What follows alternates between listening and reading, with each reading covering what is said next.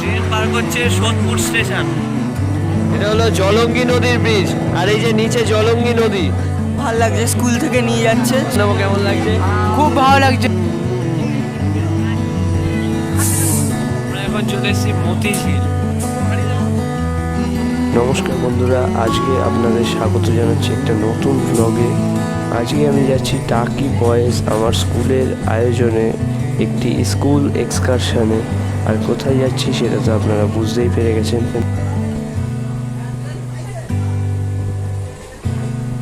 আজকে জার্নি করবো 13113 হাজারদুয়ারি এক্সপ্রেসে। আর আমাদের ট্রেন নির্ধারিত সময়ের থেকে 1 ঘন্টা লেটে চলছে। আমাদের ট্রেন এখন ছেড়ে দিয়েছে কলকাতা স্টেশন। এখন বাজে 7:53। নির্ধারিত সময়ের থেকে 3 মিনিট লেটে এখন ট্রেন ছেড়েছে। আমাদের ট্রেন এখন পার করছে দমদম জংশন স্টেশন।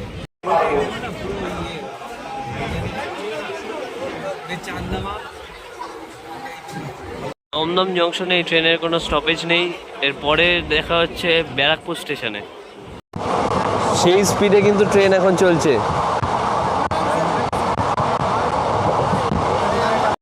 ট্রেন পার করছে সোদপুর স্টেশন।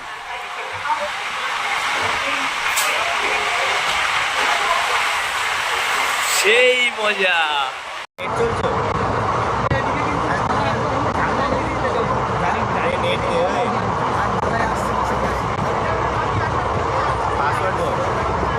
ট্রেন এসে পৌঁছেছে Krishnanagar city junction. Kolkata station থেকে 96 কিলোমিটারের জার্নি সমাপ্ত হলো। মায়াপুর যেতে হলে অবশ্যই এই স্টেশনে নেমে টোটো পেয়ে যাবেন।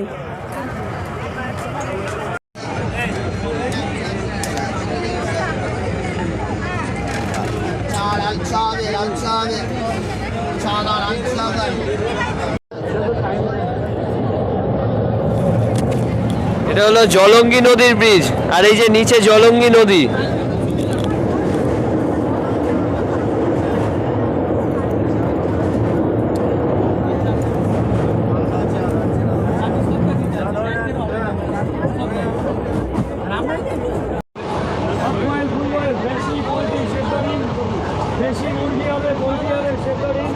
এখন পার করছে আমাদের ট্রেন ধুবুলিয়া।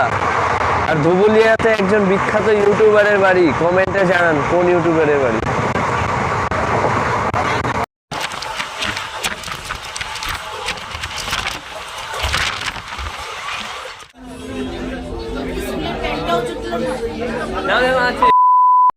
কেমন লাগছে? খুবই আনন্দ, খুবই ভালো লাগছে। কিন্তু কিছু আমাকে তো খুব ভালো লাগছে, স্কুল থেকে নিয়ে যাচ্ছে। আর একটা রিকোয়েস্ট আছে, আমাদের বন্ধু আয়ুষের এই চ্যানেলটাকে অবশ্যই সাবস্ক্রাইব করবেন। আর স্যাটারডে স্টোরি টাইম, এটা আমার চ্যানেল, এটা আমি কিছু গল্প বলি, এটাও প্লিজ সাবস্ক্রাইব করবেন। আর like the video and share it. ঠিক আছে, কোথাও একটা আছি আমরা। ঠিক আছে, আমাদের খাওয়া দাওয়া হয়ে গেছে। 1 ঘন্টা পরে আমরা, আধ ঘন্টা পরে আমরা নামতে চলেছি। তো যদি আমি ট্রেনের এক্সপিরিয়েন্স বলি, তো এটা আমাকে না জিজ্ঞেস করাই ভালো।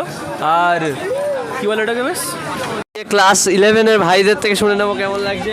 খুব ভালো লাগছে। এই জার্নিটা আমাদের যাদের জন্য সফল হয়েছে তাদের একবার দেখিয়ে নেব। আমাদের হেড ম্যাম, যিনি খুব আমাদেরকে সাহায্য করছেন, আমাদের ডিএম ম্যাম, এসটি স্যার থেকে আমাদেরকে খুব দেখে আর কি নিয়ে যাচ্ছেন। আমাদের খুব সুন্দর জার্নি হচ্ছে এখনো অবধি, খুবই ভালো লাগছে আর কি। শেষে পৌঁছে গেছি মুর্শিদাবাদ স্টেশন। নির্ধারিত সময় থেকে 44 মিনিট লেটে আছে ট্রেন। এখানে হাজারদুয়ারির পুরোর সামনে এরকম অনেকগুলো ঘোড়ার গাড়ি আছে, টোটো সব আছে। মুর্শিদাবাদ যার জন্য বিখ্যাত সেটা হলো হাজারদুয়ারি।